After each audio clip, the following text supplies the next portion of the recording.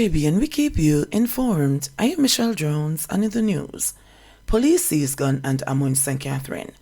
The St. Catherine South Police seized an illegal handgun and several rounds of ammunition on Port Henderson Road in the parish during the first operation since the announcement of a state of public emergency on Tuesday. Reports are that about 9:10 a.m., a joint police-military team conducted an intelligence-led operation in the area. A building was targeted and searched. However, the occupants fled, leaving behind a Beretta 9mm pistol loaded with 13 rounds of ammunition. While the investigation continues, the police are encouraging residents to share information on illegal guns, gunmen and gangs by calling the NIB tip line at 811, Crime Stopper 311, the police 119 emergency number, or the nearest police station. U.S. fugitive held in Jamaica after 10 years on the run. A U.S. fugitive, said to be on the run for 10 years, was held in a multi-agency operation in St. James on Tuesday. The 71-year-old American is wanted for child molestation in the U.S. state of Georgia. Information received is that the man was held in Norwood, St. James, in a raid carried out by members of the Lottery Scam Task Force, Fugitive Apprehension Team, Counterterrorism and Organized Crime Investigations Branch CTOC, and the United States Marshal Service. He has been processed at the Barney Street Police Station and is expected to be extradited to the United States. 2 dead in Westmoreland collision. The Westmoreland police are investigating the circumstances surrounding a 2-vehicle crash at the Strathboga crossroad in the parish, which claimed the lives of 2 people on Monday, November 14. The deceased are Jamal Watson, a 16-year-old student, and Doreen Campbell, a 29-year-old laborer, both of Porter's Mountain addresses in the parish. Reports from the Savimore police are that about 3 p.m., Watson and Campbell were on a motorcycle traveling northerly along the Strathboga Main Road. Upon reaching a section of the road, it is alleged that Watson tried to overtake a line of traffic when he collided with a white Toyota Hiace bus which was traveling in the opposite direction. Both Watson and Campbell died from injuries they sustained in the accident. The driver of the Toyota Hiace bus was interviewed and given a breathalyzer. He was warned for prosecution and release pending investigation. SOE Naughty List. The police have created intelligence files on 300 suspected criminals who will be targeted under the States of Public Emergency SOEs imposed in 7 parishes across the island on Tuesday.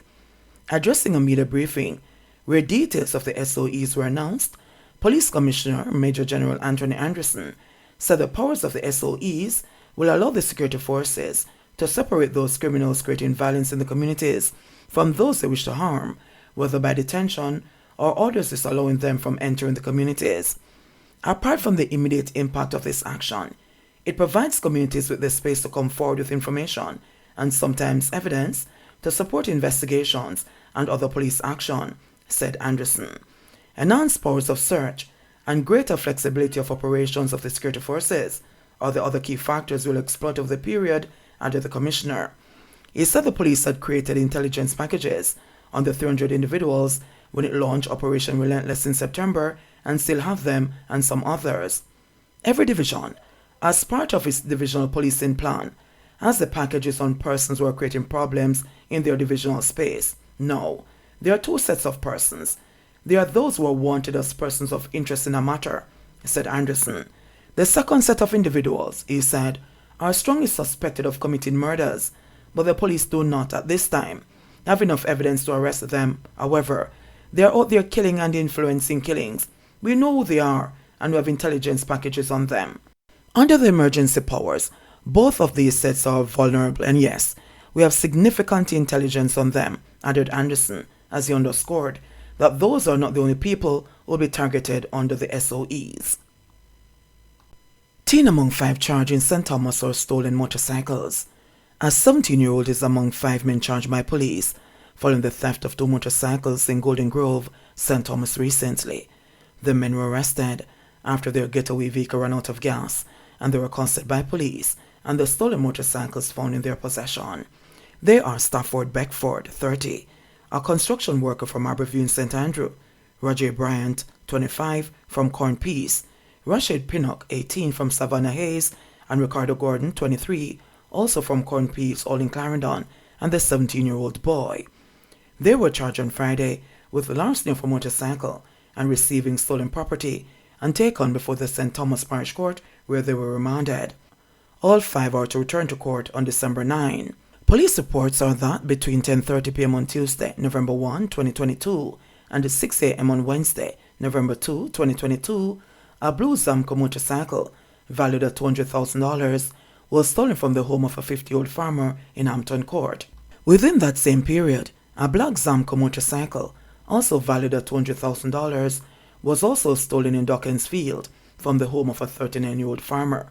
The 5 accused were later arrested that Wednesday after the police accosted them in a 1998 Toyota Probox which ran out of gas. The stolen motorcycles were found in the vehicle. While the men were in custody, the owners of the stolen motorcycles turned up and identified them. Following further investigations, the men were charged.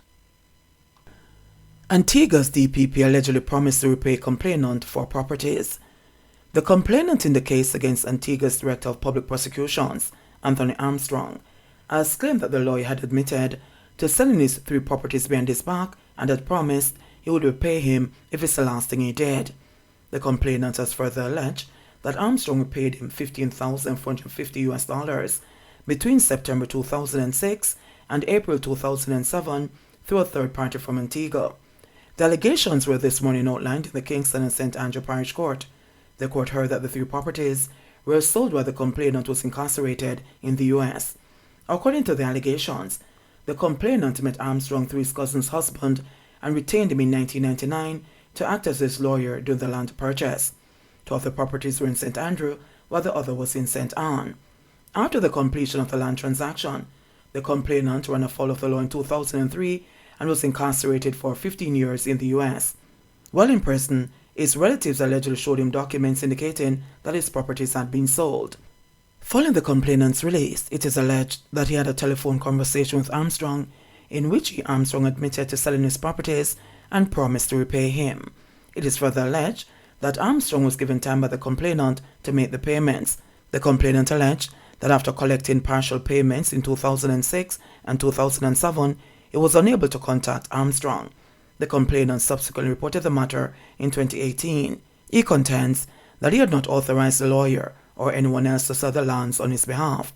The clerk of court told the judge that documents from the National Land Agency show that Armstrong had dealt with the sale of the properties.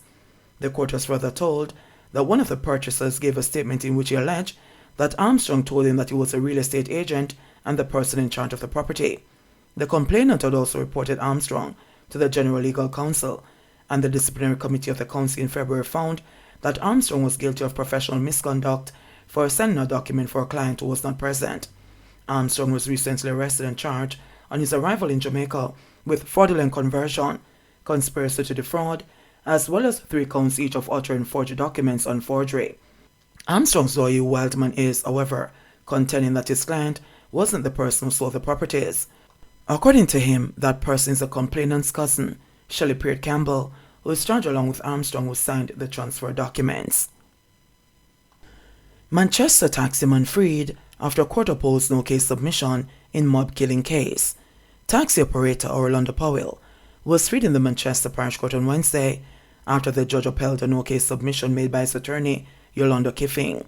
Paul was charged with murder in relation to the May 6, 2022 mob killing of 61-year-old Chieftain Campbell. His attorney said that he was discharged after presiding Judge Monique Harrison upheld the no-case submission. There was no evidence linking the defendant to the death of Campbell, she said. The matter was transferred to the coroner's court for an inquest to be held on February 2, 2023. Campbell, who was described as a well-respected citizen and dedicated community member of Victoria Town in southern Manchester, died after a crowd of people beat him on Lower Manchester Road after he was mistakenly identified as a thief.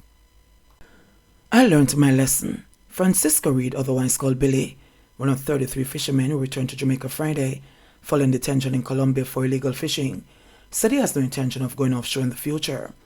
The 48-year-old said that he mainly fishes inshore, but joins a large group at least 3 times a year to venture farther out sea, a trip that usually lasts 10 days. Their latest was the 3rd time this year that the fishers from Westmoreland, Portland, St. Thomas, St. Catherine and other parishes went on an expedition. Reed explained that on these occasions, They are hired to fish on the vessel and are paid based on the size of their catch. We never realized that the water was Colombian water. Off the bank of Pedro, it's 86 miles, so that really is our water. When the Coast Guard come upon us, we were really surprised. Nobody was running or anything, because we know so we're in illegal water. But after that, them tell us that it is deer water and we're illegally fishing in a deer water, recalled Reed, who has been fishing since he was a teen. Jamaica's foreign ministry was advised on October 19 by the Jamaica Defense Force that a Jamaican fishing vessel registered under the name Hope On had been detained by Colombian authorities. Some 6,430 kilograms of parrotfish were also found on the vessel, which had 41 people on board. That's it for me. I learned my lesson. Right now, it's Colombian waters. That is what I know now. That's not for me anymore, not even my friends. Everybody quit, said Reed.